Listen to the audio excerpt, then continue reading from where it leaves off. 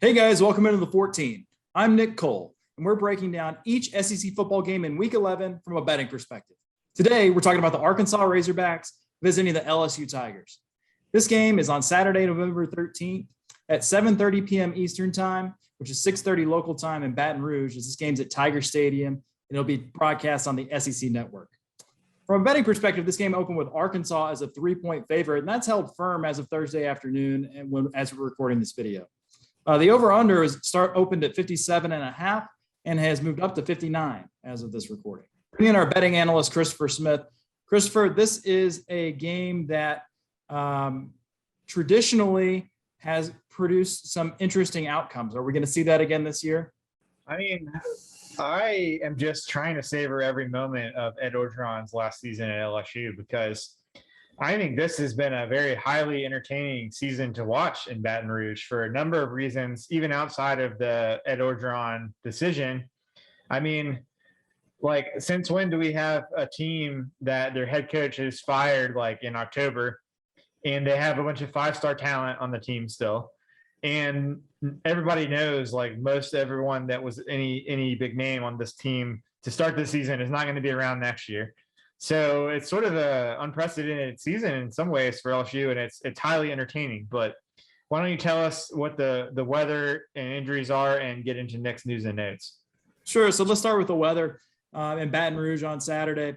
We're going to have temperatures in the 50s, but we're going to have a clear outlook there, no chance of rain, and wind should be manageable between 5 and 7 miles per hour.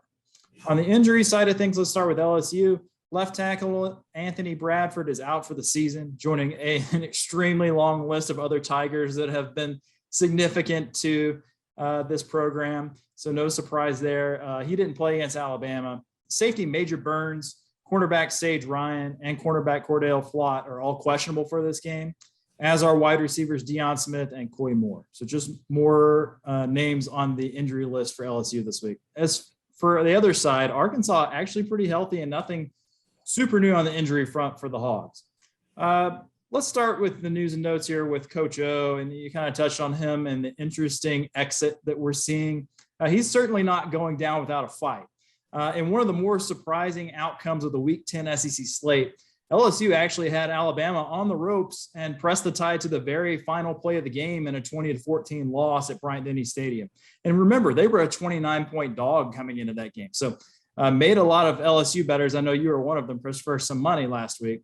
But I know that LSU fans are a group that don't think much about moral victories.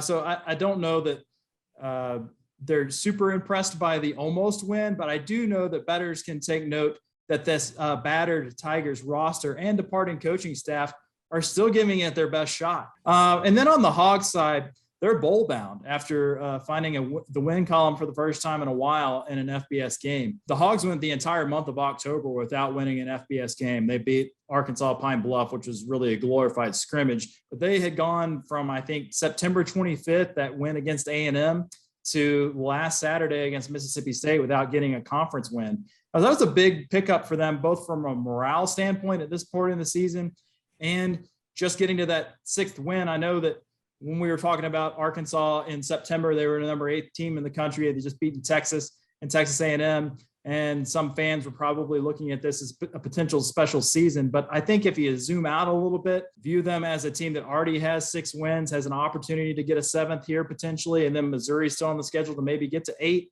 if things break right. Things are still going pretty well for Sam Pittman in year 2. And I'd say, looking at this team, there are 2 keys to why that is. They're 4th in the country and first in the SEC in rushing yards per game, 243.8. And they're one of only 2 FBS programs that have 4 guys who have more than 400 yards rushing on the season. So definitely a ground and pound attack for Sam Pittman's group.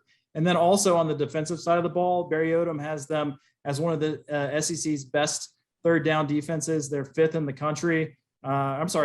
8th in the country at 30.1% of the time teams getting first downs on 3rd down against them. So it's a bend, don't break, and it's a run the ball.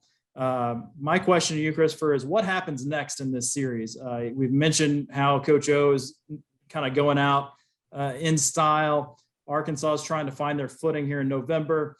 LSU's won 5 straight and 8 of the last 10 in this series, including a 27-24 win against the Hogs in Fayetteville last year with a LSU team that wasn't very good. What can we expect from this one? Yeah, I mean, I think Sam Pittman's done a nice job in Fayetteville, and as long as he has 2 really, really good coordinators working underneath him, I expect that will continue.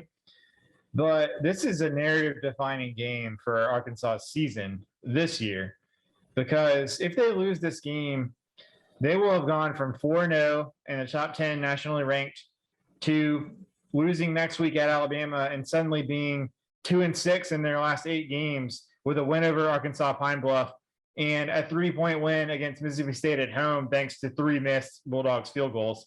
So definitely important game just for their season, their narrative around this season. But if you look at LSU, the thing that they've done all year long the most consistently is get after your quarterback and make tackles behind the line of scrimmage. So that's what we saw last week. That's why LSU was in the game with a chance to win in the fourth quarter at Alabama. And that's why they beat Florida, because of havoc plays, turnovers they produced. So I think if you're Arkansas, one of the things you got to do is you got to protect KJ Jefferson, and you can't let havoc, turnovers, sacks, that kind of thing get to you, because that's what LSU is living on right now. I do think that it seems that LSU may play both its quarterbacks in this game. We'll see how that turns out. But if you're Arkansas, you mentioned they play sort of a bend but don't break style. Well, LSU hasn't been able to run the ball all season. And if you're Arkansas, you got to make sure that doesn't happen. I think if you're Arkansas, you want the game to be defined only by LSU's quarterbacks throwing to receivers who are not nearly as good as what they've had in recent seasons. Now, the big thing with LSU is, and I was guilty of it at first, not last week. I bet on LSU last week. But everybody kind of said after the Florida game, this coaching staff is on the way out. A lot of the players have quit on the season. There's going to be players looking to transfer.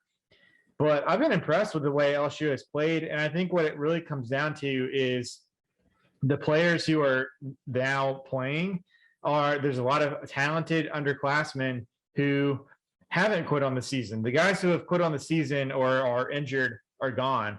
And all that's left are young, talented guys who are playing very, very hard. And I think they're worried about putting tape on film for the next coaching staff and trying to secure their role going into 2022. So LSU's playing really hard, and they do have just as much talent as Arkansas. They are playing at home out off a week where they'd have to feel pretty confident about themselves the way they played Alabama.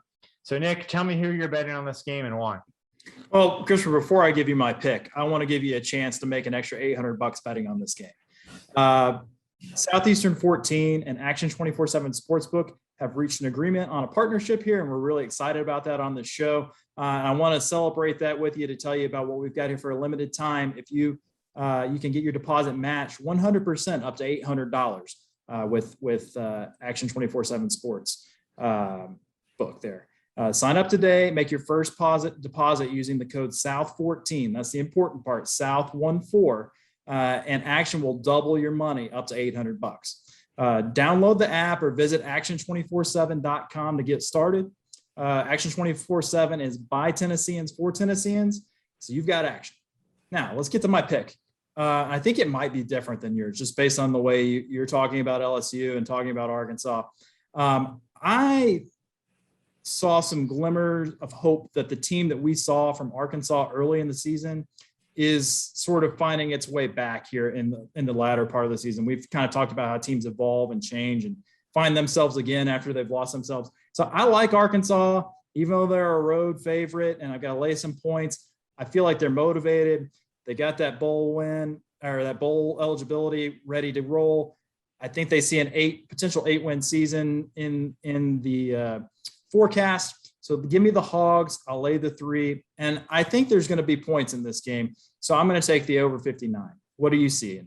Yeah, I am going to put my official play on this game in at LSU +3, and I'm going to take the under 59.